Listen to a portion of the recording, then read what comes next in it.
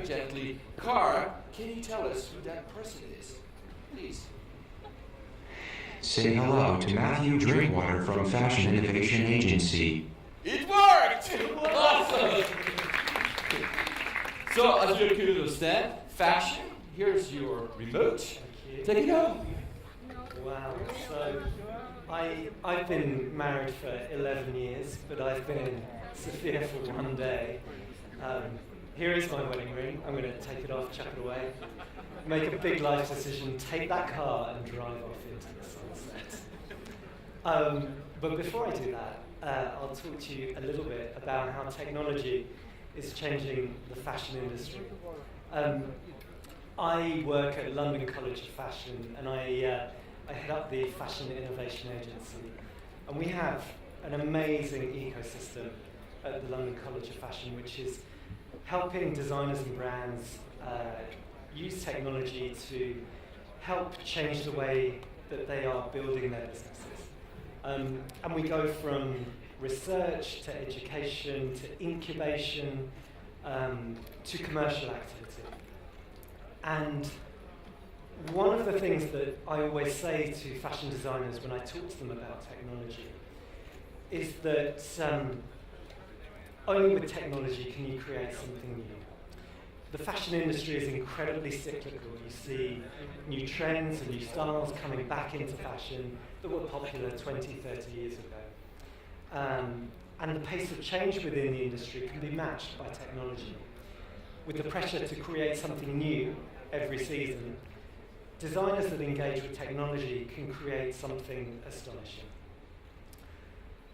So if I was going to talk about what's happening in the fashion industry right now, it's how technology is creating confusion.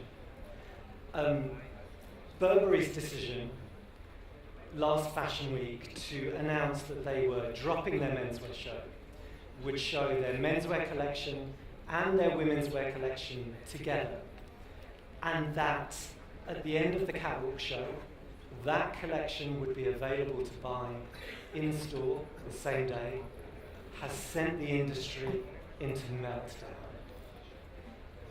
See now, buy now, direct to consumer. These are the phrases that are being discussed in the industry. To me, it sounds a little bit like retail.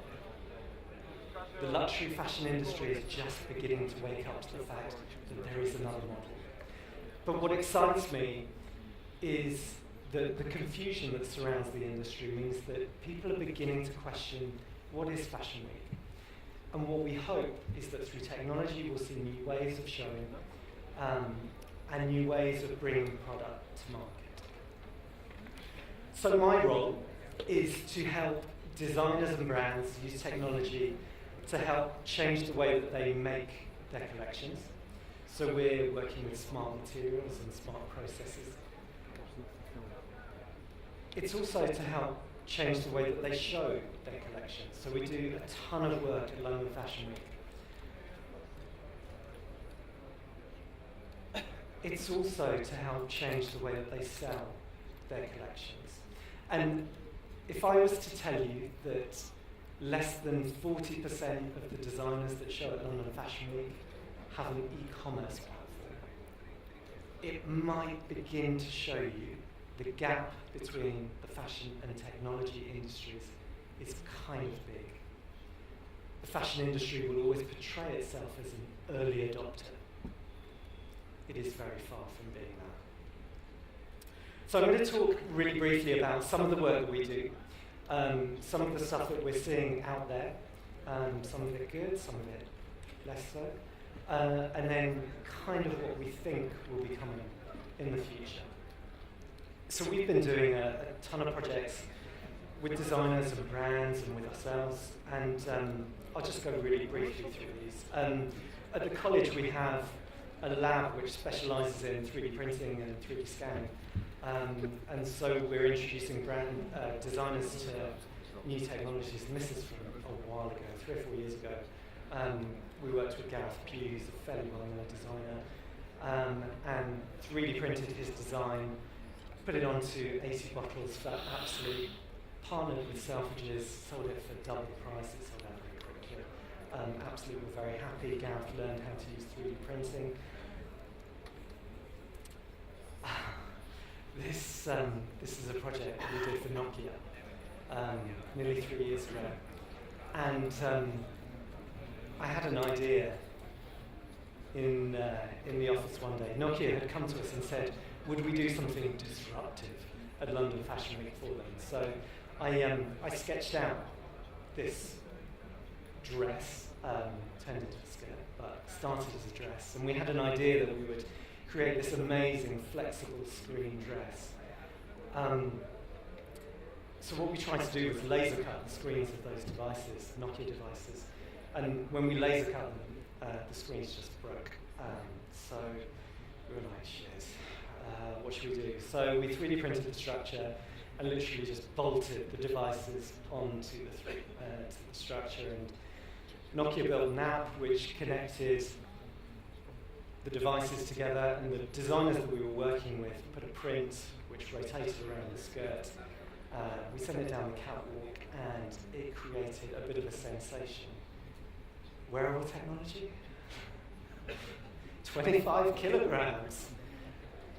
It was a beast, huge braces. So not quite wearable technology, but an amazing example of how technology has moved on so quickly. You know, flexible OLED screens, stretchable electronics. We'd be able to do something right now that looks a hell of a lot different to that. So just after that project, Microsoft bought Nokia, so I kind of take full credit for that. Microsoft were really pleased, obviously, with that project and gave us all of their technology to use. And we've kind of been doing some brand repositioning with them to try and make people think Microsoft is a cool company. They are. This is wireless charging trousers. How about that? Put your Nokia device, Lumia device, where it was there, into your trousers and it will charge. We partnered with Amazon and sold them.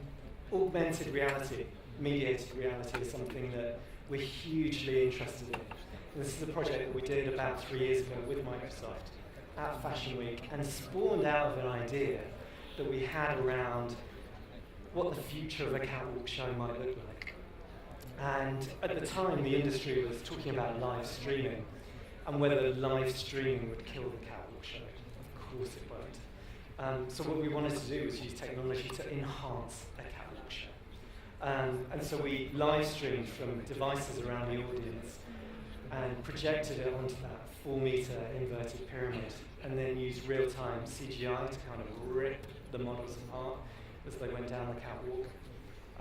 It looked really cool. Startups. We're really excited about how we can work with startups to try and change the kind of product that they make and also the way that they can start influencing how fashion designers bring product to market. So I met these guys who developed a flexible battery. We worked with some menswear designers, built a beautiful belt that charges your mobile phone. There's a lightning cable which goes from your belt into your pocket, gives you a day and a half's charge for any mobile phone at all. Uniforms that glow to the beat of music for W Hotel. Enough said. Someone started their presentation to Star Wars music. I had the great pleasure of working with Lucasfilm on The Force Awakens last year, which, being a 40-year-old geek, was the best thing I ever did in my entire life. We did a ton of fashion projects for The Force Awakens, and the technology that we employed there was working with a British-based, Bristol-based company called Open Bionics, who made that 3D printed bionic arm. So that model that you can see in that image is an amputee, and she has sensors on her shoulder. So when she flexes her shoulder muscles, she has complete control over the individual fingers. Amazing stuff. Also meant I got to spend some time in San Francisco with Lucasfilm, which was the best thing ever. But by far and away, the most talked about project that we have ever done was this dress with the Walt Disney Company. And we've been really interested in wearable technology and where we can take it. But how to engage fashion with wearable technology. And all of the discussion at the time around wearables was about functionality and devices, what your heart rate is, how many steps you've taken. We wanted to strip all of that away and simply use technology to create something beautiful and generate an emotional reaction. So we worked with a British designer called Richard Nicol and a technology company in London called Studio XO, and made the Tinkerbell dress, which went down the catwalk 2.5 years ago, and created the biggest reaction we've ever had to any project before. 200 million impressions on social media. Generate a ton of press, do anything with technology and fashion. So technology is definitely in fashion, but does that make it fashionable? I'm not sure. And here are some stats that I'd like you to think about. 1 in 3 people think that wearable technology makes you look ridiculous. And I know, international audience, here we are, British consumers. 75% of British consumers cannot see how wearables will make their lives easier. So there are a couple of problems there. One is around form, how it looks. The other one is about function. And I wonder what is driving that. So if everyone's sitting carefully, sit tight, the next slide might be a bit scary.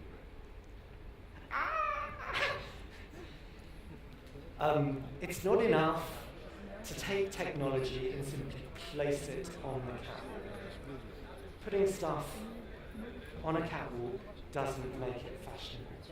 So you all remember my Nokia 25 kilogram smartphone. Kind of stupid. 6 months later. Look at that! Look at that.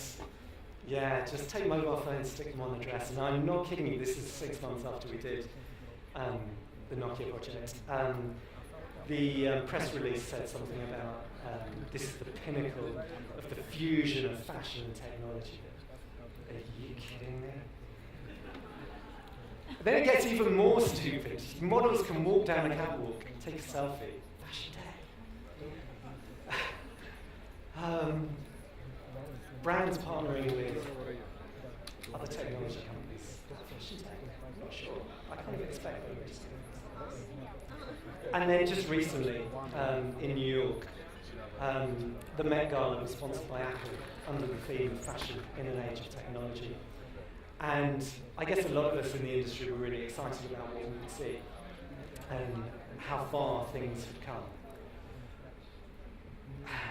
Fibre optic dress, 2 years on, not so far. Claire Danes looked amazing, that Rosen dress looks nice, but come on, fibre optic. IBM did something a little bit more interesting. Ultimately this is an LED light-up dress, but they used machine learning to make suggestions on what materials could be used in the creation of that dress. And it's something that I expect to see a lot more of in projects that we're leading at the moment. Look at how we can begin to teach machines to learn how to design that and learn how to make. But I guess one of the things which is holding back fashion and technology is that, this isn't real by the way, so I'm not going to scare everyone, that is not happening, is that we don't wear the same thing every day. So, God, wouldn't this be the best collaboration? Integrating technology into clothing is tough, it's difficult to do, it's expensive. And actually, what do we want it to do? And I guess because we're not wearing the same thing every day, and we all want to do different things, the Mark Zuckerberg effect is holding us back a bit. So maybe it will be something a little bit more functional that leads to the next generation of connected clothing. Just recently, Avery Dennison partnered with Everything and announced that they would be digitizing through RFID up to 10 billion garments within the next 3 years. And sadly, what that won't be right now is washable RFID within clothes because it's just too expensive. but it will mean a whole new experience for consumers. When you can register every piece of clothing that you buy, that vision of a smart wardrobe, of what we wear every day, and maybe if anyone's seen Clueless, the Cher's smart wardrobe from Clueless moves one step forward. So, what can the fashion industry do to bridge the gap? I think there are some simple things that we need to make happen. We need to make electronics washable and reliable. We need to make it manufacturable. There is currently really no supply chain for wearable technology in garments. And we need to make it competitively priced. Everything at the moment is just too expensive. So how are we going to do it? We need to collaborate. But beyond that, we need to co-create. We need to bring designers and technologists together under the same roof. And ultimately, I believe that technology has to disappear. So what's next? So on Friday this week, Google will give an update on where they are with Project Jacquard. Conductive yarns is something which is of real interest to us, and I think in a wider IoT framework has the real opportunity of doing extraordinary things to our clothing. So we're excited about where that will go. Stretchable electronics. We're working with this material at the moment to begin to look at how it could be integrated in clothing and what we would do with that. There are some examples already out on the market. L'Oreal partnered with PCH to create a UV sensor. So expect to see more around that. I've already mentioned robotics. This image is from Alexander McQueen's show in 1999. Just another example of how incredibly visionary he was, but not just in showcasing, in the creation of clothing. We're excited to see where robotics can play a part. Virtual reality. VR in fashion is going to be more than just 360-degree videos of fashion shows. That's pretty much been done. What we're really excited about is taking 2D designs straight into 3D. Can we change the way that designers make? Can we then connect them with an audience in virtual? Can we change the way that they showcase their collection through VR? And ultimately, social shopping within VR will have an impact on how they sell that collection as well. When we were working with the movie industry in the past 18 months or so, we got close to some of their technology, and I guess in photography, and this is photogrammetry, and 3D scanning, the idea that we can begin to challenge what is a traditional photography campaign for a designer is something that we're really, really excited about. It's already happening. I came through Heathrow on my way in, and on the big screens in Heathrow at Louis Vuitton, they had this Final Fantasy campaign running. And that fusion of blurring of lines of fashion, gaming, digital technology is happening right now. And for a brand like Louis Vuitton to take it on is really exciting. So we would expect to see a whole lot more in that space. And wow, 2 minutes early, did I do 40 slides in that time? How about that? Boom, that's us. Drop me a line. Thank you so much.